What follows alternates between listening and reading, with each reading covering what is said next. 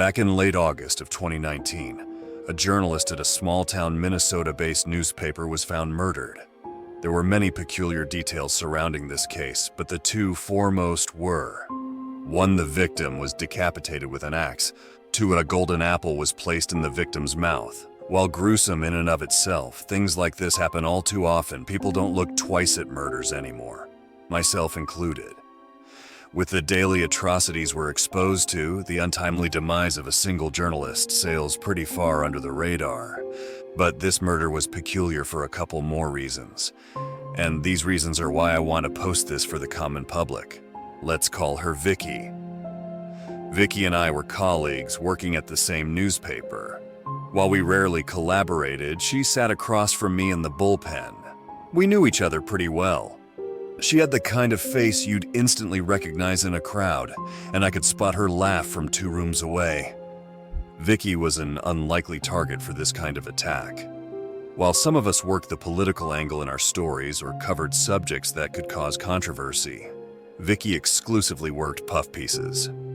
She was a part-timer because of a bad leg, and she just turned 61. She worked on graduations, feel-good stories, competitions, lottery winners, festivals, local events, that kind of stuff. There was no immediate reason for anyone to target her. Hell, we had an in-office miscongeniality contest one year, and she brought home the gold. I made the medal myself, but there was more to it. The old-timers around the office were being suspiciously quiet about it, and the police were keeping the investigation close to heart. Something was up. While I'd never reported on a murder before, I couldn't picture this being ordinary procedure. I thought I was going down a deep conspiratory hole when I began looking into Vicky's death, but as it turns out, the answer was out in the open all along. One of my older colleagues, Harris, cued me in over lunch. "Yeah, we looked into it," he said, slurping down his decaf cappuccino. "Turns out she put the bad name into her last article, the one about the Tomskog mathlete team going to state." "What do you mean by bad name?" "There's a name that attracts a lot of nasty attention," Harris continued. "It is an unspoken rule to not write about it. It's old school, but, still very much a thing. You're not supposed to print it." It sounded ridiculous. I almost laughed, but Harris didn't even crack a grin. The man wasn't known for his sense of humor. "I've never heard that before," I said. "Never. It's just one of those things," he continued. "Like how some buildings don't have a 13th floor, it's superstition. But every so often, there's a victim. And no one's questioning why? Look," he shrugged. "Sometimes it's a lone whack job. Other times, it's a group of whack jobs. It comes to a point where it's easier just not to poke the bear, you know? For security reasons, I won't share the actual name, but it's not an unusual one. It's just a collection of 3 somewhat uncommon names, written in a specific order. An equivalent would be something like Sylvester Oscar Wheeler. Again, not the actual name, but it's just a collection of 3 names, the bad name. Turns out, Vicky printed the bad name by accident. There were 3 students from the mathlete team that went by these names, and Vicky wrote them in that order. It must have been an oversight. If she'd written them alphabetically, it would have been fine. Perhaps she'd never heard about this rule or forgot about it. According to Harris, they're just a handful of people who knows not to write it nowadays, and most of those people have been retiring as of late. Obviously, I couldn't let this go. I'd never heard of it, and I don't like having an unknown force step into my workplace. I took to the internet to see if anyone had heard anything. I posted about it a couple of times, but I got downvoted to hell and back. Maybe people thought I was joking, like I was trying to start some kind of rumor or urban legend. I mean, it sounds one, I get it. Still, I got a few messages. For example, some anonymous folks in law enforcement had seen it before. One source told me that there were written records about these types of murders reaching all the way back to San Francisco in the 1910s. Some claimed they'd heard it going back even further. Back then, the perpetrators had left blue sunflowers at the site of the murder. There was no mention of golden apples. Several newspapers were reportedly getting around the bad name by either shortening it, misspelling it, or adding a few spaces between certain letters. It just seems to be that specific spelling, in that specific order, that evokes violent attention. But when asked about who's doing the killing and why, there weren't a lot of answers. It was just one of those things, a superstition manifested by the collective mind of madmen. At least that was the most common explanation. The police were kicking up their investigation as well. Pretty much everyone at the office were questioned, myself included. Mostly about our whereabouts, our relationship with the victim, and if we'd heard or seen any abnormal behavior prior to the attack. Of course we hadn't. This woman was sweeter than sugar. Still, it was encouraging to see them taking it seriously. Superstition or not, a murder is a murder. Now in hindsight, I might sound a bit cold about it, but at the time I was a walking wreck. I was having constant nightmares, and I could almost hear the whoosh of the axe at night. I could feel the impact as metal met flesh, but it didn't stop with dreams. I'd catch a glimpse of what looked like a golden apple in the grocery store. I'd hear a yawn and mistake it for a pained groan. Little pokes and prods, pushing me to focus on this one thing. Sometimes I'd wake up to the sound of an ear-splitting scream. As my eyes popped open, my ears would ring from the silence. I couldn't ignore it.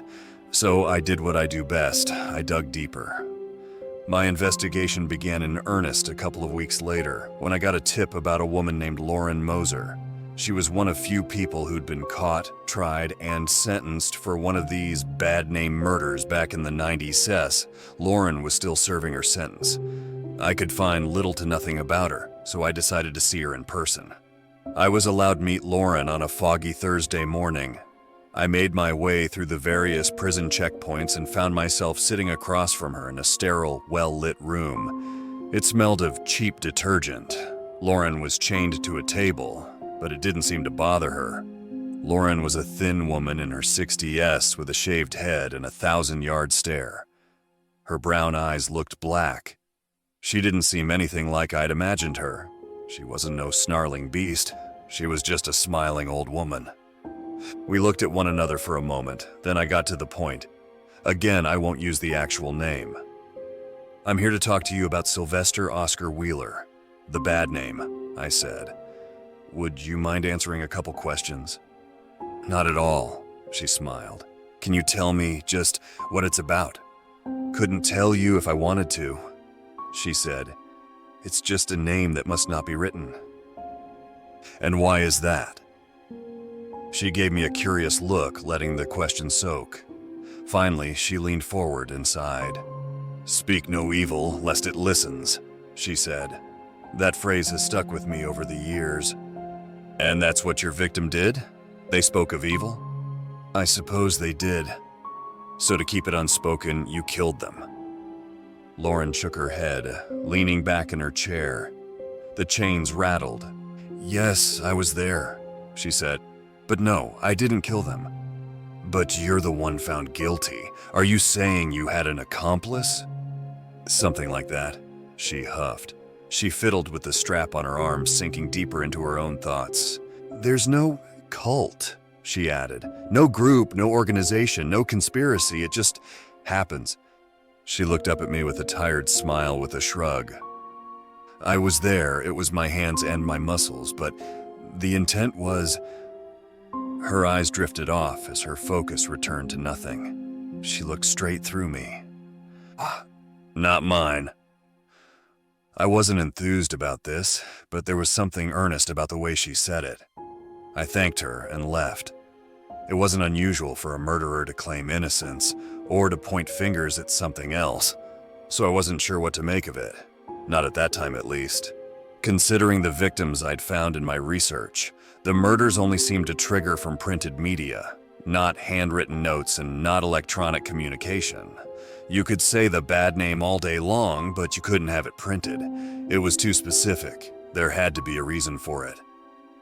As Lauren couldn't give me any solid answers, I decided to reach out to one of my old professors at MSU. When I was getting my English major back in the day, there was a Professor Molly who taught folklore studies, which included expertise in state tradition and what she called cultural wisdom. She, if anyone, probably had a couple of answers. Too bad I never took her class. Luckily, she was eager to talk. I got there one late Monday afternoon, just past the lunch rush. Professor Molly took a break from grading papers to sit down with me. All it cost me was a prepackaged lunch sandwich. Curry chicken. We shook hands and took some time discussing the case overall. The police were putting in some serious metal to name a suspect, but they were very careful about the way they questioned people. They'd contacted Professor Molly earlier for the same reason that I had, so the topic was fresh on her mind. The bad name was getting put back in the spotlight. "It's not really an urban legend," Molly mentioned in between bites. "Urban legends spread. This one has been kept quiet." "I don't get that part," I admitted. "If more people knew not to do it, it wouldn't happen by accident." "No, but it would happen willingly. Consider silly scare games like Bloody Mary or Three Kings. Most people will shrug it off as superstition and give it a go.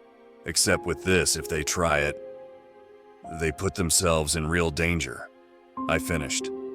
The professor finished her lunch, washed her hands, and made herself a cup of coffee. She showed me a stained notebook of hers. "I'm not sure about the origins," she said. "Some say the bad name's the name of the author of a blasphemous text. Others say that it's something being summoned, that the name is not really a name, but a sort of summoning spell, that the pronunciation just happened to match."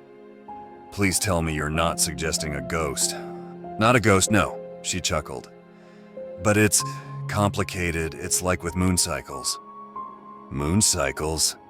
"Yeah, moon cycles." She nodded. "There is an overrepresentation of crimes committed 3 days before and after the full moon. It's an event that, despite having no real impact on us, still seems to subconsciously alter our behavior." "And you're thinking this is something similar?"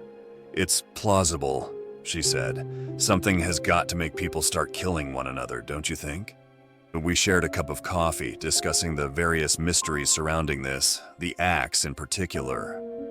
Molly got stuck in a rant about the cultural significance of using a tool for murder and attempted a kind of makeshift psych profiling of the murderer. But before we finished our get-together, I turned to ask the professor one last thing. From everything I heard, this one detail still didn't make any sense to me.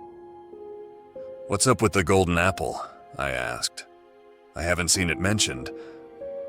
She squinted at me, crossing her arms. Finally, she just shrugged. "Never heard of it." That was the one thing I couldn't find anything about. Not in previous reports, discussion boards, articles, anywhere. It was the one missing puzzle piece. It bothered me to the point where I'd lie awake at night, holding my fingers up towards the ceiling, trying to imagine the size of it.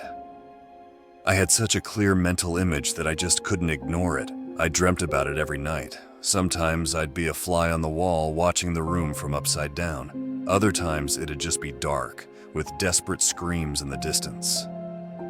And this one time there was a dark shadow standing over me, holding out a golden apple, offering me to take it. Or else. Then one day I couldn't take it anymore. I woke up, cursed another ruined night, and reached for my phone. I managed to get in touch with one of the officers working Vicky's case, and I asked them directly. "I have to know about the golden apple," I said. "There's got to be something there, a detail, something I've missed." There was a long pause as the officer on the other end considered this. "Excuse me," he finally said, stepping away from the phone. I was put on hold for a couple of minutes. I wasn't sure what to make of it. As the call resumed, there was a different voice on the line. "Are you the one asking about the fruit?" "Yes, the apple," I repeated. "The apple?" "The apple," I sighed. "The golden apple." Another short pause, followed by a determined change of pitch. "I need you to come down to the station." So I did. As I walked in, there was about a dozen officers waiting with furrowed brows. They barely said a word. There were no courtesies offered, no friendly remarks. They just pointed me to one of the interrogation rooms and left it at that. I sat down with one of the senior detectives. It wasn't one of those darkly lit rooms from the movies, but a pleasant and neutral, well-lit room in the back of the station. The chairs were awful, though. We went through a couple of routine checks, like my rights, my name, my information, and some clarifications. But when proper questioning started, there was that one question he'd been eager to fire my way. How did you know about the golden apple? I didn't know what to say. I stuttered, trying to unfurl my memory. It's common knowledge, I said. It was the first thing I was told about the murder. By whom? I don't know, I admitted. I've only known two things about what happened, the axe and the golden apple. Turns out the only people who knew about the golden apple were two forensic investigators and a handful of detectives. It had been privileged information from day one. There was no way I could have known about it. Well, there was one way. Those dreams weren't dreams. They never had been. They were memories. My body being pulled out of my bed, grabbing an apple from my kitchen and painting it with the gold spray I'd once used to make our miscongeniality medal, fetching my neighbor's wood axe, walking all the way across town by the cover of darkness, and then just gore. The same scream I'd heard in my nightmares, again and again and again, until I stopped it with the swing of my axe. I must have zoned out. I snapped out of it as tears tickled my cheeks. I didn't even realize I was crying. The best thing you can do is to tell us your side of the story, the senior detective said. As I looked up, my hands trembled. I could feel the texture of the axe handle on my fingers. My face felt cold without the blood spatter. The room was quiet without the screams. But as I looked at the detective, I saw something standing behind him, a large, dark, looming figure, so tall it had to bow its head to fit in the room, with arms long enough to reach across the table. A being with the same shade of black as when I closed my eyes. There's no point in going quiet now, the senior detective added. Now what does this bad name mean to you? He flipped a handful of documents over, sliding them across the table for me to read. And at the very top, printed in black, was the bad name. He'd printed it. The black figure was gone. No, I cried. And as my arms raised themselves like a floating corpse, I could tell it was already too late. It was my hands, my muscles, and yet not mine. Looking at it now, I feel like an idiot. I never even questioned it. I just took for granted about reading the story somewhere and just knowing it. But had I thought about it, I'd have remembered that there was no way to know about it as early as I did. And just to clarify, no, I'm not in jail. The trial dragged on for ages as they did their best to keep the details about the case quiet from the media. I went through hell in that courtroom. Inadmissible evidence, a missing witness, and the complex nature of the case itself made sure I was tied up for much longer than anticipated. I was found not guilty. While the details of my knowledge were strange, there wasn't enough physical evidence on site to convict me. Neither were there any witnesses. Just a strange sequence of events, reasonable doubt. I never managed to assault the senior detective. While I hear officers telling me I tried, I have no memory of it. Apparently, they wrestled me to the ground and handcuffed me. All the while, I was screaming something incomprehensible. A croaking sound, like ew, ew, ew. No idea what that's about. I was sentenced to 11 months in prison for obstruction of justice, though. After that, I've been trying my best to pick up the pieces of my life. I couldn't exactly go back to working at a newspaper where people considered me murderer. I've moved a couple of towns over, got myself a new name and a new job. I've tried putting it all behind me, but that's easier said than done. I still get flashes sometimes. I still hear the scream, but there's this itch. You know, when someone prints the bad name, I feel that figure coming closer, waiting for a chance to grab me. It bears the bad name, and it wants to make itself known, to project its will. A couple of nights ago, it was close. I've started tying my legs together before I go to sleep. I've woken up twice from falling out of bed. I'm not sure how many more times it will work. I don't know what to do. If I share the name, people might try printing it. If I don't, someone might print it accidentally. There's no winning. The bad name is a sequence of 3. If you write more or less, you should be fine. But while I figure this out, please just be careful.